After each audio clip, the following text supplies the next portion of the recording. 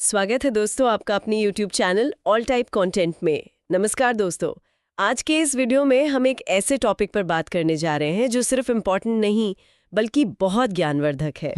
इस वीडियो को ध्यान से देखना क्योंकि इस वीडियो के साथ जानकारी और गहरी होती जाएगी। बिल्कुल।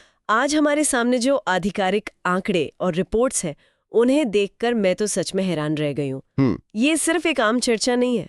हाँ, मैंने भी जब ये फाइल्स पहली बार देखी तो मुझे लगा ये सिर्फ नंबर्स का खेल है, पर असल में इसके पीछे एक बहुत गहरी स्ट्रेटेजी है। वही तो, मतलब उत्तर प्रदेश जिसे हम लोग मुख्य रूप से खेती और आबादी के लिए जानते हैं, वो अचानक से भारत का जीआई कैपिटल बन गया। ये उछाल सच में चौंका देने वाला है। अरे आप अप्रैल 2025 के नंबर्स देखिए। मुझे तो पहले विश्वास ही नहीं हुआ। यहाँ जीआई रजिस्ट्री ने सीधा एक साथ 21 नए प्रोडक्ट्स को सर्टिफिकेशन दिया है। एक साथ 21, ये अपने आप में एक बहुत बड़ा नंबर है। और इस एक पुश से यूपी का टोटल टैग स्कोर 77 यानी 77 पर पहुंच गया है। तमिलनाडु को, जो कि 69 टैग्स के साथ नंबर 1 पर था, उसको पीछे छोड़ दिया है। देखिए, तमिलनाडु का जीआई टैग्स में हमेशा एक दबदबा रहा है। उनकी धरोहर अत्यंत प्राचीन है, पर यूपी ने जो ये रफ्तार पकड़ी है ना, ये अचानक नहीं हुआ। तो इसके पीछे क्या वजह निकाली आपने अपनी इन्वेस्टिगेशन में? इसके पीछे राज्य सरकार की एक बहुत सटीक आर्थिक नीति काम कर रही है। वन डिस्ट्रिक्ट वन प्रोडक्ट यानी ओडॉप। अच्छा, ओडॉप। हाँ, उस नीति ने सिस्टमैटिकली हर जिले की खासियत को पहचाना और उन्हें चेन्नई की जीआई रजिस्ट्री तक पहुंचाया। थोड़ा और डीपली समझते हैं इसको। जीआई टैग आखिर एक आम आदमी के लिए है क्या? सिर्फ एक कानूनी प्रमाण पत्र? नहीं, सिर्फ सर्टिफिकेट नहीं है। इसे एक प्रोडक्ट का आधार कार्ड या पासपोर्ट समझ लीजिए। ये टैग गारंटी देता है कि ये विशिष्ट उत्पाद दुनिया में और कहीं बन ही नहीं सकता, क्योंकि इसमें उस जगह की मिट्टी, हवा और वहां के कारीगरों की सदियों पुरानी टेक्निक शामिल है। और ये मिलता कितने साल के लिए है? एक बार पूरी कानूनी जांच के बाद मिलने पर यह 10 साल के लिए वैलिड होता है। इसका सबसे बड़ा फायदा ब्रांड वैल्यू बढ़ाना और नकली सामान को रोकना है। नकली सामान पर आगे आएंगे, पर पहले आप इस लिस्ट का सबसे ऊपरी हिस्सा देखिए, वाराणसी। काशी की डिटेल्स देखकर मैं दंग रह गई। वाराणसी वाला डेटा वाकई में एक्स्ट्रॉर्डिनरी है। अकेले काशी क्षेत्र से 32 जीआई उत्पाद है, 32 प्रोडक्ट्स एक ही शहर से। ये तो किसी ग्लोबल रिकॉर्ड जैसा लगता है। बिल्कुल। बनारसी रेशम तो हम सब जानते हैं, लेकिन इस लिस्ट में गुलाबी मीनाकारी और मेटल रिप्यूज क्राफ्ट भी शामिल हैं। ये दोनों तो बहुत टेक्निकल कलाएं हैं ना? बहुत ज्यादा। असल में गुलाबी मीनाकारी पर्शिया से आई थी, पर काशी के कारीगरों ने इसे अपना लिया। चांदी या सोने पर जब वो दुर्लभ गुलाबी रंग लाया जाता है ना, वो एक अत्यंत बारीक रासायनिक प्रक्रिया है जो सिर्फ उन्हें पता है। सही पकड़ा। और दूसरी तरफ मेटल रिपुसे क्राफ्ट है, जहां धातु की चादर को पीछे से पीटकर सामने उभार लाया जाता है। एक गलत हथौड़ी की चोट और पूरा पीस बर्बाद। बाप रे! लेकिन काशी वाले हिस्से में मुझे अप्रैल 2025 की एक घटना ने सबसे ज्यादा चौंका दिया। आपने पढ़ा वो हिस्सा? प्राइम मिनिस्टर वाला इंसिडेंट? हाँ, जहां उन्होंने खुद एक मास्टर आर्टिसन रमेश कुमार को बनारसी शहनाई के लिए सर्टिफिकेट सौंपा। मतलब एक संगीत के वाद्य यंत्र को भौगोलिक पहचान मिलना, ये तो असाधारण बात है। ये इस पूरे विश्लेषण का सबसे गहरा हिस्सा है। ध्यान दीजिए, शहनाई और तबला आम लकड़ी नहीं है। गंगा के घाटों पर बैठकर शीशम या सागवान को तराशने वाले कारीगरों ने इस शिल्प को एक साधना की तरह किया है। वहां की सुबह की पवित्रता जुड़ी है इसमें। वही तो, ये टैग उस लकड़ी की क्वालिटी और उस संगीतिक आत्मा को प्रोटेक्ट कर रहा है। ये पूरी परंपरा को मान्यता देना है। सच में बहुत खूबसूरत बात है। अब काशी से आगे बढ़ते हैं, और ये अगला हिस्सा मेरी फेवरेट डिस्कवरीज में से एक है।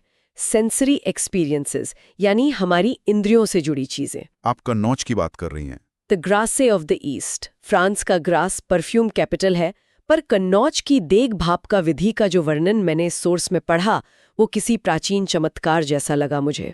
मैंने इस प्रक्रिया को करीब से एनालाइज किया है। ये एल्केमी या प्राचीन रसायन शास्त्र का जीता जागता नमूना है। इसमें तांबे के बड़े देग होते हैं, जिनमें फूलों को पानी के साथ उबाला जाता है, और इसको सील भी करते हैं मिट्टी से। हाँ, मुल्तानी मिट्टी का लेप लगाकर।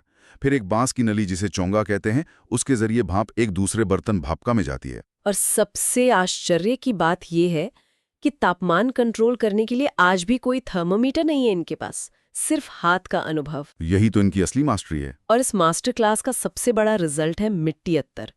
मैंने जब इसके बारे में पढ़ा तो लगा किसी कविता की लाइन है। सूखी धरती पर पहली बारिश की महक। एग्जैक्टली उस सौंधी खुशबू को एक शीशी में कैद कर लेना। वहां गंगा के कछार की मिट्टी को पकाकर थिकरे बनाते हैं और फिर अत्तर निकालते हैं। कहीं और की मिट्टी से ये बन ही नहीं सकता। और यही भौगोलिक कनेक्शन स्वाद पर भी लागू होता है। इस रिपोर्ट के अनुसार यूपी के टैग लिस्ट में खाने की चीजों की लंबी फहरिस्त है। मलिहाबादी आम देखिए, दशहरी आम का राजा। उसकी मिठास सिर्फ मलिहाबाद की मिट्टी और माइक्रोक्लाइमेट का नतीजा है।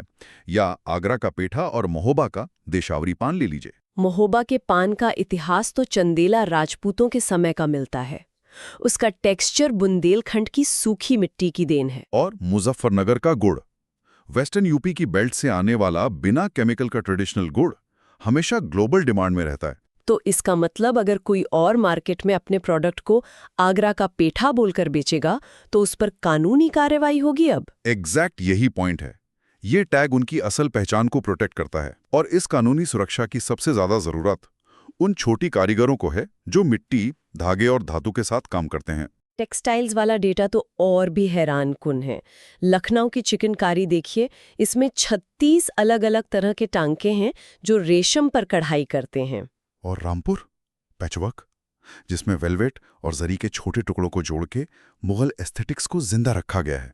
कपड़ों के अलावा जब मैंने पॉटरी सेक्शन देखा तो राज्य की विविधता साफ दिखती है। 3 बिल्कुल अलग तरह की मिट्टी की कला को टैग मिला है। निजामाबाद की ब्लैक पॉटरी, बुलंदशहर में खुर्जा की सिरामिक और गोरखपुर का टेराकोटा। इन तीनों का तुलनात्मक अध्ययन काफी अनूठा है।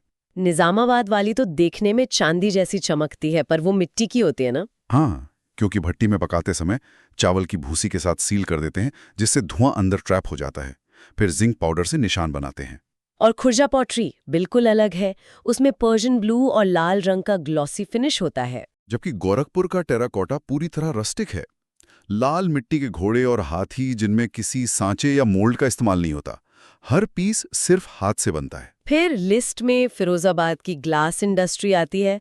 1500 डिग्री सेल्सियस पर कांच पिघलाकर झूमर बनाए जाते हैं। और मुरादाबाद की ब्रासवेयर यानी पीतल की उत्कीर्ण, निर्यात में इनका बहुत बड़ा योगदान है। कार्विंग में भी आगरा का स्टोन इनले देखिए, ताजमहल की दीवारों वाला पिएट्रा ड्यूरा काम और सहारनपुर की लकड़ी की नक्काशी इतनी बारीक है कि आर पार दिखता है। ये सब डेटा बहुत इंप्रेसिव है, लेकिन यहाँ इन्वेस्टिगेशन का सबसे जरूरी सवाल आता है।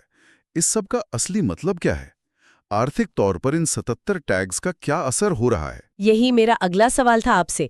एक आम कारीगर की जिंदगी में क्या बदलाव आया है? देखिए, जब ओडीओपी जैसी लोकल स्कीम को जीआई टैग की अंतर्राष्ट्रीय पहचान मिलती है, तो स्थानीय कारीगर सीधा ग्लोबल सप्लाई चेन से जुड़ जाता है। कानपुर की सैडलरी को ही देखिए, घोड़े की सवारी का सामान। हाँ, ब्रिटिश काल से चल रहा चमड़ा उद्योग आज यूरोप और अमेरिका के महंगे एक्वेस्ट्रियन मार्केट्स में कानपुर सैडल्स की एक बड़ी ब्रांड वैल्यू है। मैंने पीलीभीत की बांसुरी के बारे में भी पढ़ा है। वहां असम और स्थानीय बांस से बांसुरी बनती है और अब उन्हें डायरेक्ट इंटरनेशनल बायर्स मिल रहे हैं। पर नकली सामान का क्या? कॉपीकैट प्रोडक्ट्स भी तो बढ़ते होंगे। और वहीं पर ये जीआई टैग एक सुरक्षा कवच बनता है। पहले सस्ती पावरलूम साड़ी को लोग बनारसी कह के बेच देते थे, या नकली इत्र को कन्नौज का नाम देकर। उससे असल कारीगर का मार्केट बर्बाद होता था। बिल्कुल। अब ये कानूनी रूप से अपराध है। इसने नकली उत्पादों पर लगाम लगाई है, जिससे ग्लोबल मार्केट में ट्रस्ट बढ़ा है और एक्सपोर्ट बढ़ने से लोकल रोजगार में वृद्धि होती है। रोजगार और आर्थिक आजादी की बात करें तो मुझे रिपोर्ट का सबसे प्रेरणादायक हिस्सा थारू जनजाति वाला लगा। हाँ, जो नेपाल बॉर्डर के पास रहते हैं। उनका जीवन बहुत समय तक हाशिए पर था, पर जब उनकी मूंज घास की हस्तकला को इस जीआई फ्रेमवर्क में लाया गया तो उस पूरी कम्युनिटी को मुख्य धारा से जोड़ दिया गया।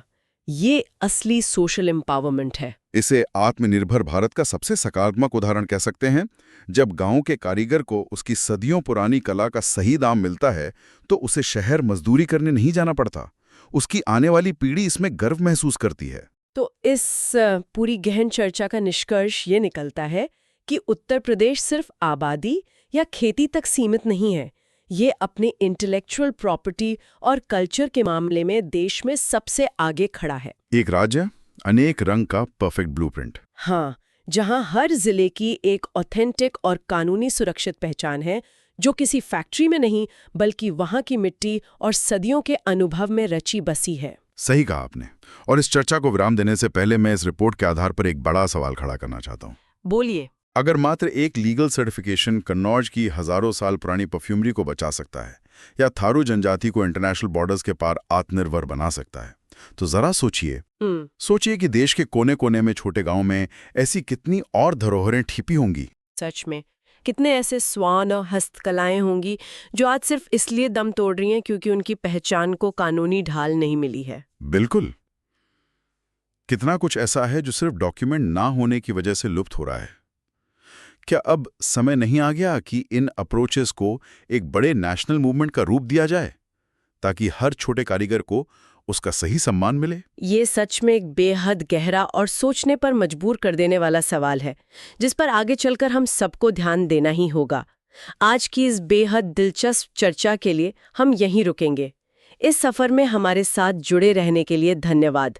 यदि हमारे द्वारा दी गई जानकारी पसंद आई हो तो हमारे चैनल को जरूर सब्सक्राइब करें। Thank you.